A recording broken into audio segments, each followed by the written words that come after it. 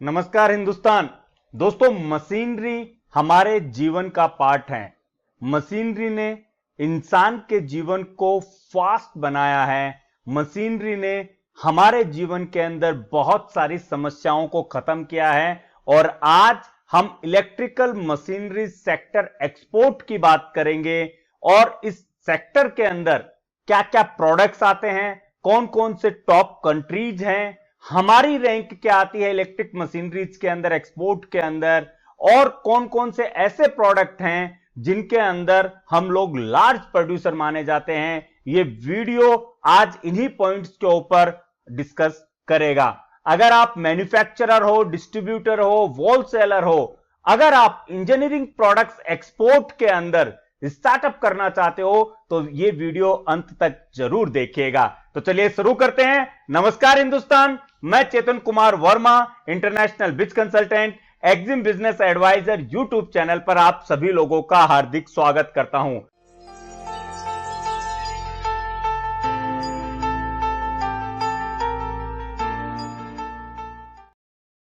दोस्तों, मशीन ने इंसान की कार्य क्षमता को बढ़ाया है। मशीन ने समय को फास्ट किया है और ऐसे बहुत सारे कार्य हैं, यानी पेन की निब से लेके पैंट की जिप तक सारा पार्ट मशीन का होता है। और इसी में इलेक्ट्रिक मशीनरी जो है उन्होंने बहुत सारी ऐसे प्रोडक्ट्स हैं जो चीजें हमें बहुत हार्ड लगती थी उन्हें बहुत इजी बनाया है। और इसी वजह से ये सेक्टर, इलेक्ट्रिकल मशीनरी सेक्टर जो है वो डे बाय डे इंक्रीज होते जा रहा है, ग्रोथ करते जा रहा है। अगर हम टोटल प्रोडक्शन की बात करें इलेक्ट्रिकल इक्विपमेंट इंडस्ट्री की, तो 17-18 के अंदर ही नियर अबाउट 27 बिलियन से ज्यादा का हम लोगों ने प्रोडक्शन किया है। टोटल प्रोडक्शन इसके अंदर हुआ है।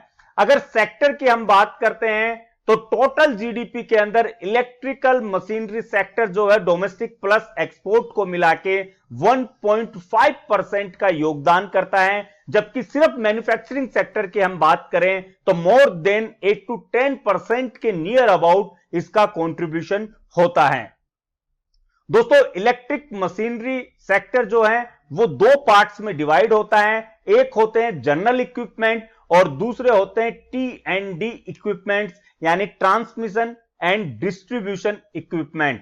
अब यहां पे हमें यह समझना है कि ट्रांसमिशन एंड जो डिस्ट्रीब्यूशन इक्विपमेंट है उनका सेक्टर जनरल इक्विपमेंट से बहुत बड़ा होता है। अगर हम जनरल इक्विपमेंट की बात करते हैं कि जनरल इक्विपमेंट में क्या क्या आते हैं, तो उसमें बॉयलर हो गया, टरबाइन हो गया, जनरेटर हो गया, या फिर ऐसे वो बड़े इक्विपमेंट, वो बड़ी मशीनरी, इलेक्ट्रिकल मशीनरीज जो खास करके इंडस्ट्रीज में काम आती हैं, उन्हें आप लोग जनरल इक्विपमेंट की कैटेगरीज में डाल सकते हो। जबकि T&D यानी ट्रांसमिशन एंड डिस्ट्रीब्यूशन इक्विपमेंट की अगर हम बात करते हैं तो यह सबसे बड़ा सेक्टर है और पूरे इलेक्ट्रिकल मशीनरी सेक्टर के अंदर मोर देन 80% जो है वो T&D इक्विपमेंट के ऊपर ही चलता है। और इसमें जब हम बात करते हैं तो ट्रांसफॉर्मर्स है, कैपेसिटर्स है, स्विच गियर है, केबल्स एंड कंडक्टर्स है, ट्रांसमिशन लाइन्स है, एनर्जी मीटर्स हैं, और कुछ चीजें जैसे इसमें अगर कंट्रोल गियर है, एसी जनरेटर्स हैं, मोटर्स है, रोटेटिंग मोटर्स होती है इसके अंदर, केबल्स हैं, इंडस्ट्रियल इलेक्ट्रॉनिक्स होते हैं। ये सारी वो चीजें हैं जो T&D इक्विपमेंट यानी ट्रांसमिशन एंड डिस्ट्रीब्यूशन इक्विपमेंट में आती हैं।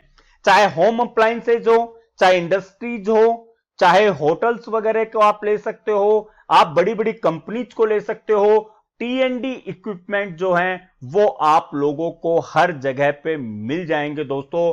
और ये सेक्टर जो है अगर कुछ सालों पहले देखा जाए तो इसकी ग्रोथ जहां पे 5% पे स्टक हो चुकी थी, लास्ट डिकेड को अगर आप कंपेयर करो तो यहां पे जो ग्रोथ रेट है वो 12% के अबव जा चुकी है, जो अपने आप में जो स्टार्टअप्स हैं उनके लिए एक गोल्डन मिस आप स्टेटमेंट या एक गोल्डन आंकड़ा इसको बोल सकते हो, क्योंकि T&D इक्विपमेंट ये डे बाय डे इनकी डिमांड इंक्रीज होती जा रही है। जबकि जनरल इक्विपमेंट जो बनते हैं उनमें भी कहीं ना कहीं पे टी&डी इक्विपमेंट जो हैं वो एज एन सप्लाई के तौर पे, एज एन एट्रीब्यूट इक्विपमेंट के तौर पे यूज किए जाते हैं।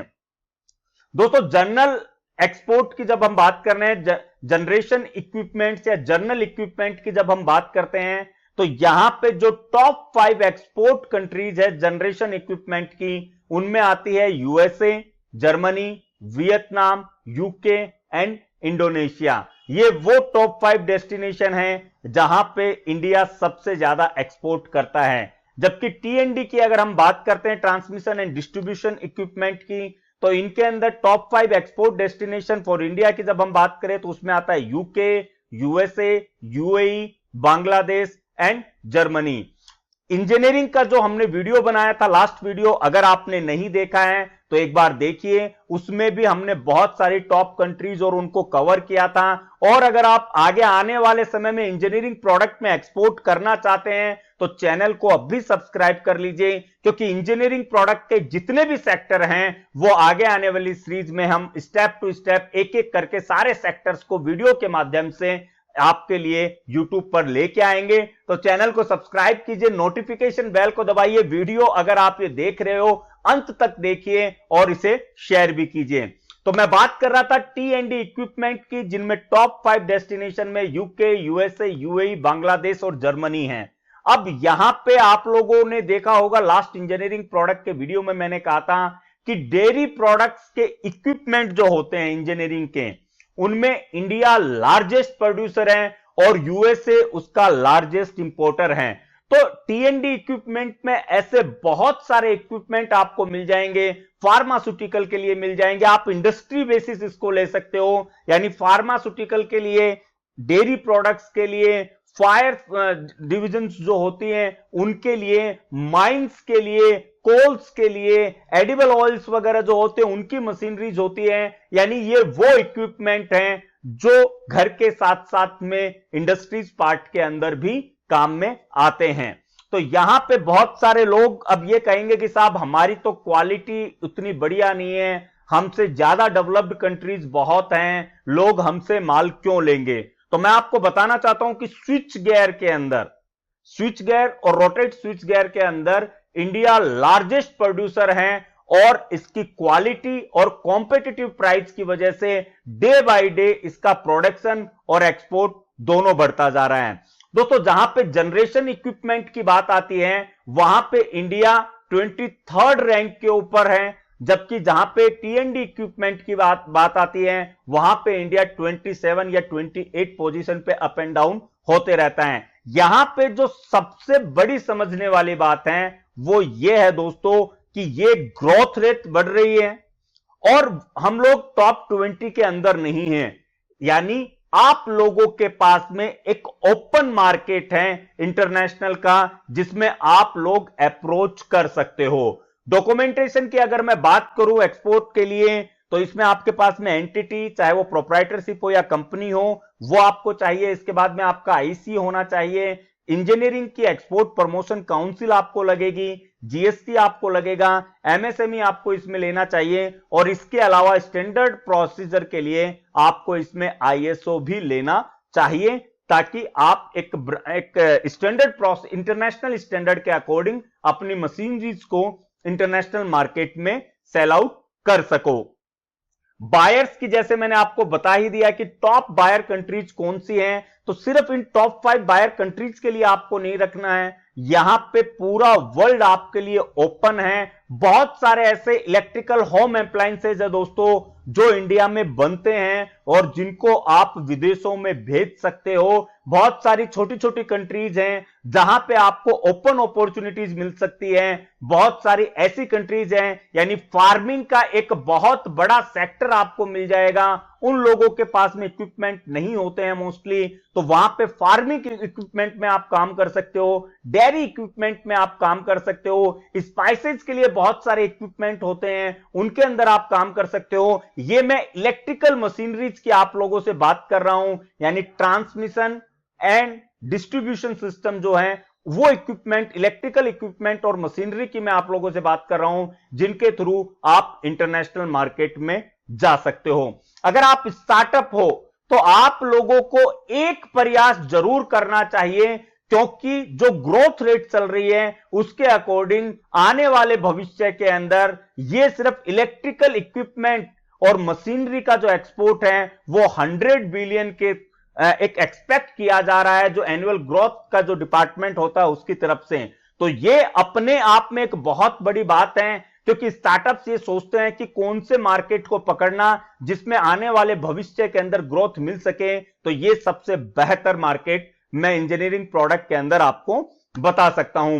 दोस्तों, जो लोग स्टार्ट कर चुके हैं उन लोगों को मैं इतना ही कहना चाहूंगा कि अपने बिजनेस वैल्यू को बढ़ाइए, खुद की ऑनलाइन अवेलेबिलिटी के ऊपर काम कीजिए, प्रॉपर डॉक्यूमेंटेशन को रखिए और अपने प्रोडक्ट्स को एक्सप्लोर कीजिए इंटरनेशनल मार्केट में। क्योंकि इलेक्ट्रिकल प्रोडक्ट्स जो भी होते हैं, जो मशीनरी और इक्विपमेंट होती हैं, ये ऑटोमेटिकली आपके बायर को अट्रैक्ट करती है अगर आपके पास में अच्छी क्वालिटी का यूनिक प्रोडक्ट हो तो। अगर आप एक्सपोर्ट करना चाहते हो, ज्यादा जानकारी अगर आपको चाहिए कि क्या क्या डॉक्यूमेंटेशन पार्ट है, कैसे कैसे बन सकते हैं, कहां कहां से बनेंगे और किस तरीके से आप अपने बिजनेस को एक्सप्लोर कर सकते हो, तो ऑन स्क्रीन आपको नंबर दिख रहे होंगे, उन पे कॉल कीजिए। हमारे एक्सपर्ट्स आपको आपके प्रोडक्ट के अकॉर्डिंग स्टेप टू स्टेप सारी जानकारी देंगे, जो आपके प्रोडक्ट को लोकल से इंटरनेशनल मार्केट तक पहुंचा सकते हैं। अगर आप नए हो, वीडियो अच्छा लगे तो